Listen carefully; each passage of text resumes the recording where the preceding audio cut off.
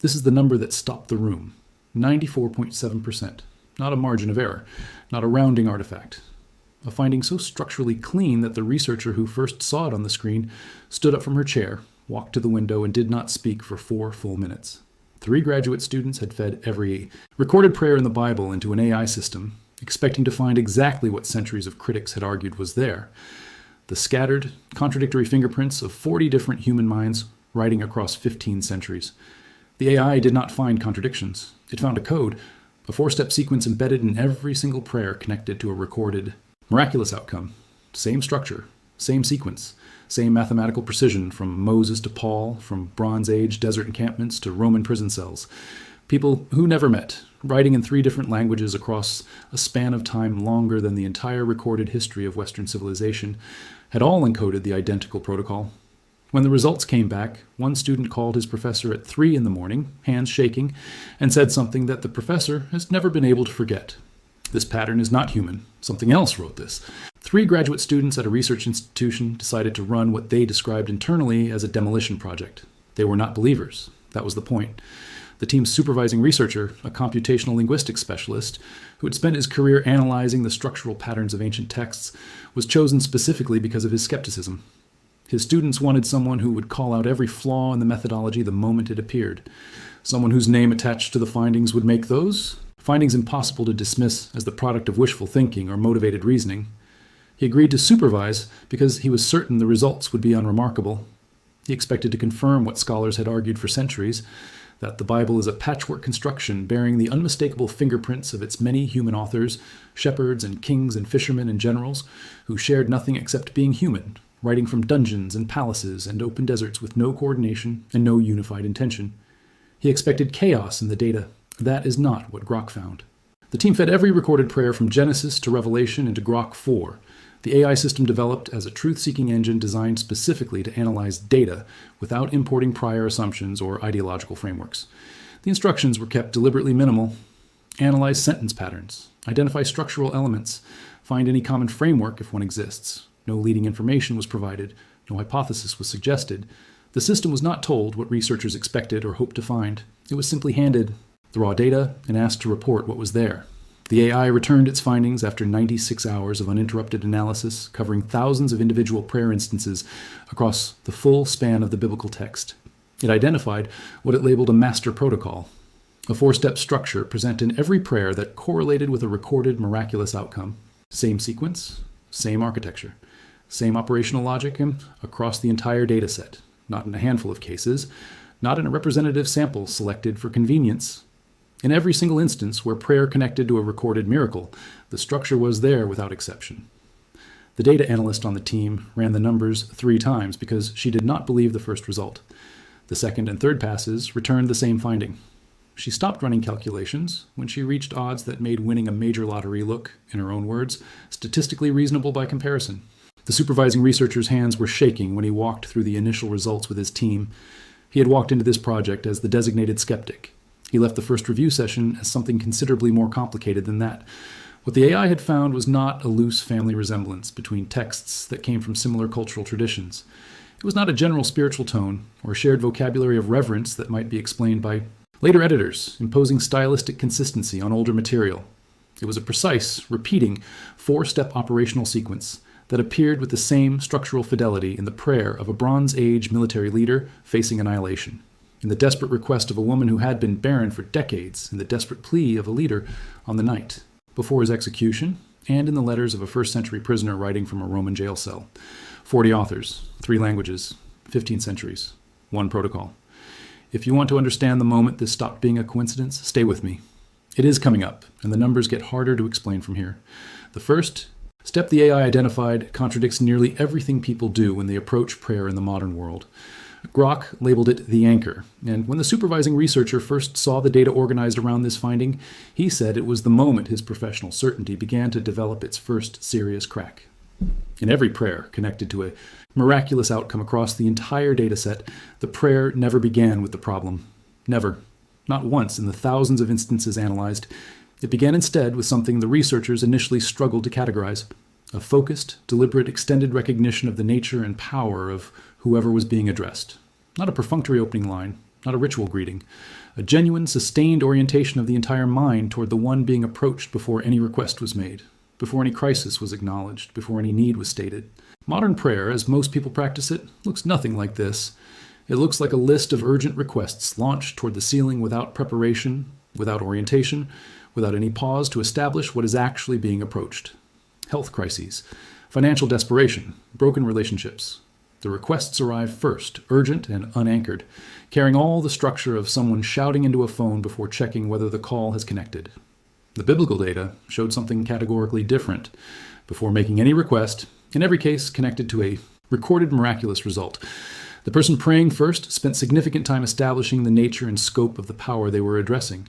This was not ceremonial. The AI did not classify it as ritual. It classified it as structural load-bearing architecture. Remove the anchor, and the rest of the sequence collapses into a pattern that the data shows produces dramatically different outcomes. Consider what the historical record describes happening with King Jehoshaphat. 3 massive armies were converging on his kingdom simultaneously. Any military analysis of the situation produced the same conclusion: he was finished. He had no realistic path to survival. But the record shows that Jehoshaphat did not immediately cry out for rescue. He did not open his prayer with the crisis. He stood before his people and made extended declarations about the power and faithfulness of the one he was approaching. He spoke at length about dominion over all nations, about strength that nothing could withstand, about faithfulness across generations. Only after establishing that foundation in detail did he acknowledge the actual crisis. He admitted his people had no power of their own to face what was coming. But, he said, their eyes were fixed on the one who did. What happened next sits in the historical record without a satisfying conventional explanation. The 3 converging armies turned on each other. They destroyed one another in confusion. Not a single soldier from Jehoshaphat's forces died. His people spent 3 full days collecting the wealth abandoned on the battlefield. The crisis that should have annihilated everything became the source of their greatest single provision. When the supervising researcher overlaid this story against the AI's structural analysis, the correlation was precise.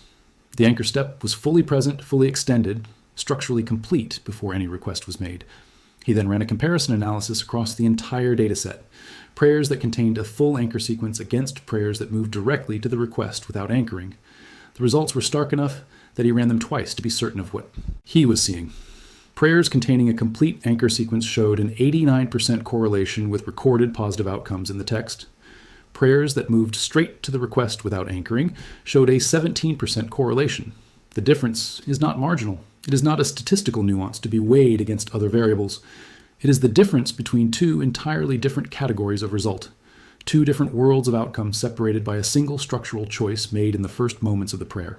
Neuroscience offers a framework for understanding why this might be true even before reaching the more unsettling implications of the data.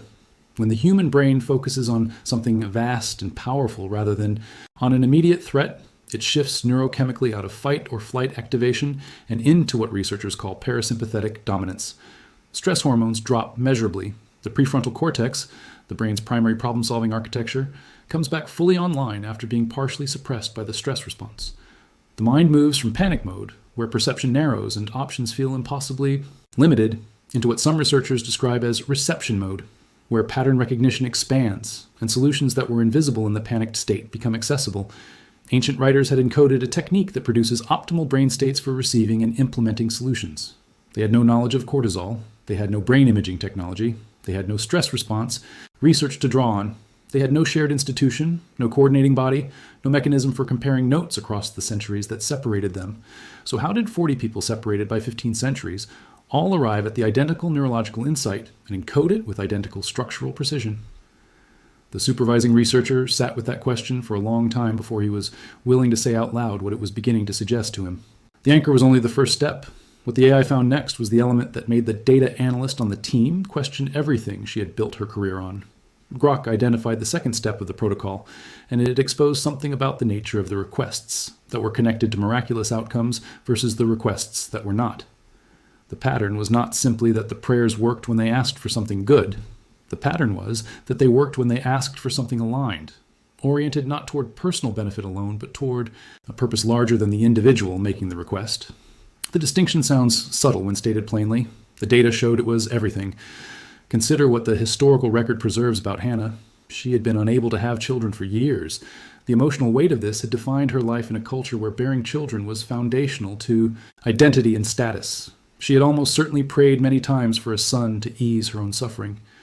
The record shows nothing changing during those prayers. Then something shifted. Hannah restructured her request entirely. She did not ask for a son to relieve her pain. She asked for a son and committed in the same breath that if she received him, she would dedicate him entirely to serve a purpose beyond herself for his entire life. Her personal desire became secondary to the alignment she was proposing. She received her son. He became Samuel, a prophet whose influence shaped the direction of an entire nation across multiple generations, a man whose arrival in the historical record changed everything that followed. The personal request succeeded. But the personal request had been reframed as participation in something larger than the personal. Solomon could have asked for wealth. He could have asked for military dominance. He could have asked for a long life, for security, for power in its most direct forms. Instead, when given the opportunity to ask for anything, he asked for wisdom, specifically to lead his people well, a request oriented toward service rather than personal accumulation. The record shows he received the wisdom, and everything else followed. The resources, the influence, the security he had not directly requested arrived alongside the thing he had actually asked for. The AI analyzed hundreds of such cases across the full data set and found the alignment pattern holding with a consistency that the team's data analyst described as almost aggressive in its clarity. Requests aligned with a purpose larger than the person making them showed dramatically higher correlation with recorded miraculous outcomes than requests focused purely on personal benefit. The channel, as the supervising researcher explained it, was tuned differently depending on what was being asked. He used the analogy of radio frequencies to describe what the data was showing. If you are broadcasting on 101.5, but the receiver is tuned to 98.7, it does not matter how loudly you transmit or how desperately you need the message to arrive. The signal never connects. Alignment is tuning your request to the frequency the receiver is actually monitoring. This explains what has puzzled people across centuries, why some people appear to receive answers while others pray with equal sincerity their entire lives and experience nothing they would recognize as a response. The AI's analysis suggests it is not favoritism, it is not randomness, it is not cosmic indifference to human suffering. It is signal clarity, and most people are broadcasting on the wrong frequency without realizing it. Their own misaligned desires are creating interference that blocks the very outcomes they are trying to reach. They are transmitting, nothing is receiving, and they interpret the silence as the universe not caring, when the data suggests the universe is simply tuned to a different channel than the one they are broadcasting on. The AI also flagged something specific about the language used in these aligned prayers that distinguished them from prayers that showed lower correlation with miraculous outcomes. There was no begging in the high correlation prayers. There was no emotional manipulation, no desperate escalation of tone intended to produce a sympathetic response. Only clear, specific, properly structured requests for positioning within a framework, larger than the individual making the request. One researcher on the team described the difference as the gap between a child screaming for something and an employee submitting a properly structured request through the appropriate channels. Both are requests, only one gets processed. The form of the request determines whether it enters the system or simply dissipates without connecting to anything. But alignment alone, as striking as its presence in the data was, turned out not to be the full picture. The third step is the one that kept the data analyst awake until dawn, the one that she described as breaking something in her professionally that she has not been able to put back together the way it was before. Grok labeled the third step the surrender. Paradox. And when the supervising researcher first read the AI's classification of this element in the data, he laughed, not because it was funny, but because it violated every assumption his professional training had built into him about what produces results. Modern achievement culture is built on a single foundational premise that the intensity of your commitment to a specific outcome determines whether you achieve it. Hold on harder, want it more, refuse to accept alternatives. The data showed something that directly inverts this premise in the context of prayer connected to miraculous outcomes. Prayers that demanded specific outcomes at all costs, that held the request rigidly and refused to release. Attachment to the exact result being requested showed lower correlation with miraculous outcomes. Prayers that made full, committed, clearly stated requests, and then surrendered attachment to the specific outcome showed the highest correlation with what the AI's analysis classified as reality-bending events in the text. The paradox held across every culture, every century, every language in the dataset, and it made no rational sense until you looked at the data closely enough to see what was actually happening at the level of the individual prayer. The most powerful single example in the entire dataset sits in a garden the night before crucifixion. A leader, facing suffering of an order that most human beings will never approach, asked for the pain to pass, a completely understandable request. A human request, made in full. Then he added 5 words that the AI flagged as the moment of highest recorded structural power in the entire dataset of thousands of prayers spanning 15 centuries. Not my will, but yours. Grok classified. This not as resignation, not as defeat, not as the abandonment of the request. It classified it as active trust, full engagement with the request combined with complete released attachment to the specific form of the outcome. The request was real. The commitment behind it was total. And then the grip was released. The data analyst stared at that classification on her screen for a long time. This was not giving up, she said later. The AI was not classifying it as giving up. It was classifying it as the highest powered form of the entire protocol. The thing she had been trained her whole career to call weakness, the AI was calling the load-bearing element of the most powerful prayer in the dataset. Modern psychology has developed a parallel concept it calls radical acceptance. Research in this area consistently shows that when the human brain stops fighting present circumstances and genuinely accepts them without requiring them to be different before moving forward, stress chemistry shifts fundamentally. Cognitive resources that were being consumed entirely by resistance, by the effort of fighting reality, become available for navigation and problem solving. The mind that was locked in combat with what is becomes capable of working with what is and in working with it, of moving through it toward something different. The surrender step in the prayer protocol appears to function by the same mechanism. It does not abandon the request. It releases the death grip on the specific outcome, and in releasing it, frees the cognitive and possibly more than cognitive resources necessary to receive the result. But here is what shook the research team most fundamentally when this element was fully visible in the data. The surrender element appeared at the same critical junction, the moment of maximum stated commitment followed by maximum release, in every high correlation prayer across every culture, every century, every language in the text. People who had no possible mechanism for coordinating with each other, no shared teachers, no communication across the millennia that separated them, all arrived at the identical psychological posture at the identical structural moment in their most powerful prayers. The data analyst filled pages of her notebook with crossed-out calculations that night, probability estimates that kept coming back impossible, margin notes that simply said impossible, underlined multiple times, until she ran out of ways to say it that felt adequate to what the numbers were showing her. Before the AI found the final step in the protocol, something else emerged from the data that shifted the entire conversation about what the text actually is. Because there's a 4th step, and it is the one that demolished the most persistent and damaging misconception about how prayer is supposed to work. And it explains why most people abandon the protocol at precisely the wrong moment, right before the pattern shows the breakthrough arrives. Grok found that significant miraculous outcomes across the entire dataset were almost never associated with single requests.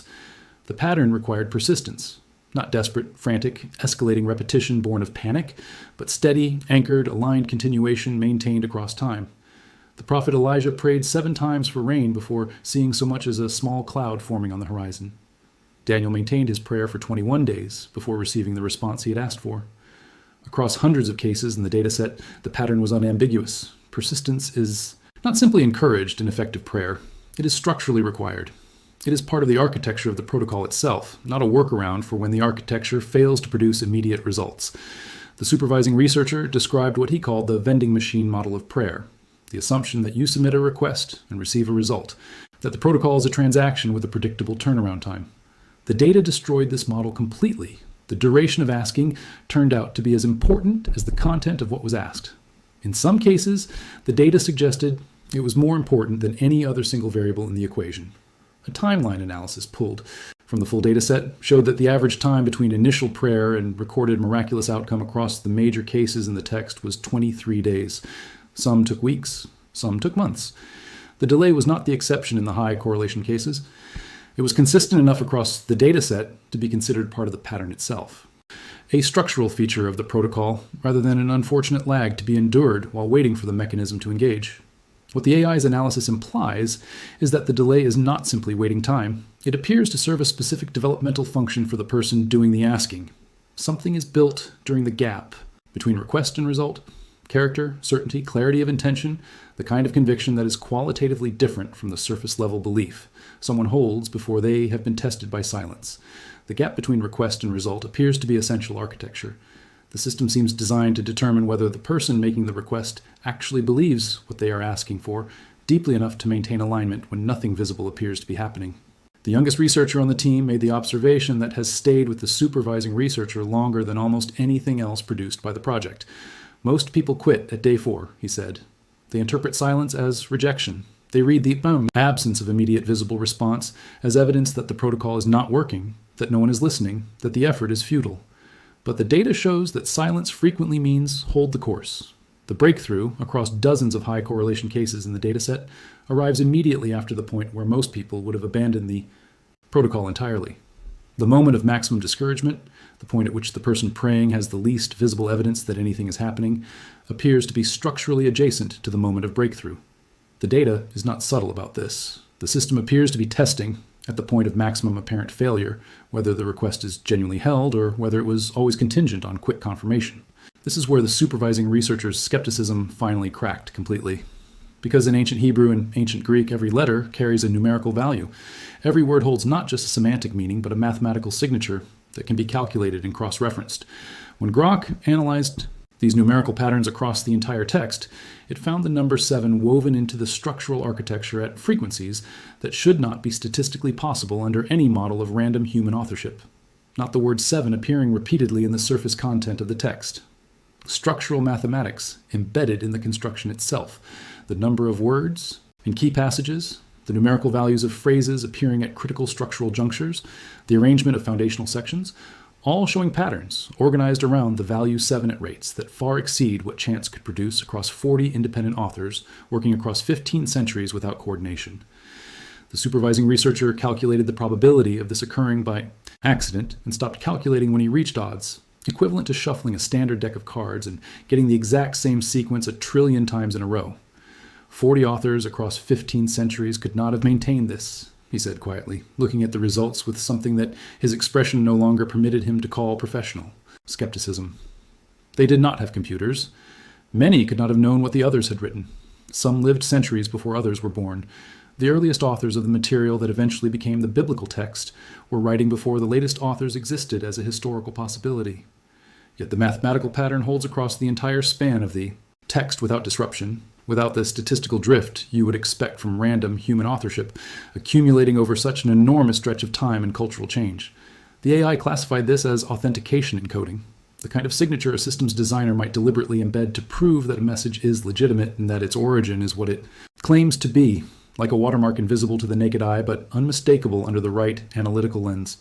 Someone or something had embedded, in the mathematical substructure of the text, a signature that was invisible to every generation that read it until the moment humans developed computational tools powerful enough to detect what the naked eye could never catch across 15 centuries of manual reading.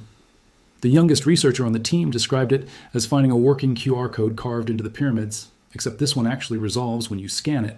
If you are new here, this channel exists for exactly this kind of moment when the data stops agreeing with the textbook and the numbers become harder to explain than the thing they were supposed to disprove. Stay with me, because what the AI found when it examined these miracles through the lens of modern physics is the point at which the entire research team went quiet in a way that none of them have fully recovered from. When Grok examined the miraculous outcomes in the dataset through the framework of quantum physics, the correlations that emerged were impossible for the research team to set aside or rationalize away. In quantum mechanics, particles exist as waves of probability until the moment they are observed. The act of observation, the focused attention of a measuring system directed at the particle, collapses the wave function into a single realized state. Before measurement, all possible outcomes coexist simultaneously as probability distributions. After measurement, only one becomes physically real. The act of looking determines what becomes solid.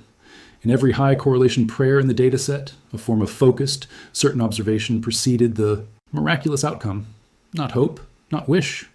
Certainty directed toward an outcome not yet visible in the physical world. The AI found direct linguistic parallels in how faith is described in miraculous accounts throughout the text. In one account, a leader told a woman that her faith, not his power, not external circumstances, not divine intervention operating independently of her participation, had made her well. Her faith, the act of her specific, focused, certain attention on a particular outcome. The AI's analysis suggests that faith in the biblical context functions as precisely this, an observation mechanism. Her belief was so focused, so structurally complete, that it collapsed the probability wave of possible outcomes into a single physical reality. She observed her healing before it existed in the physical world, and the physical world reorganized to match the observation. The Bible defines faith as the substance of things hoped for, the evidence of things not yet seen. Grok's analysis interpreted this not as poetic language or metaphorical encouragement, but as a technical description of a functional mechanism. Faith is the tool by which an observer converts probability into materialized physical outcome. The prayer protocol is the instruction manual for operating that tool with precision and consistency, rather than accidentally and intermittently. The anchor step focuses the observer on the nature and power of the system being engaged. The alignment step calibrates the intention toward the larger architecture of the system, rather than toward isolated personal benefit that operates outside the system's primary function. The surrender step removes the ego, interference, and rigid attachment to specific outcomes that distorts the signal and introduces noise into the observation. The persistent step allows sufficient time and sustained focus for the wave function to collapse fully into physical reality, whether intentional or not, and the authentication encoding in the mathematical substructure of the text suggests strongly that it was entirely intentional.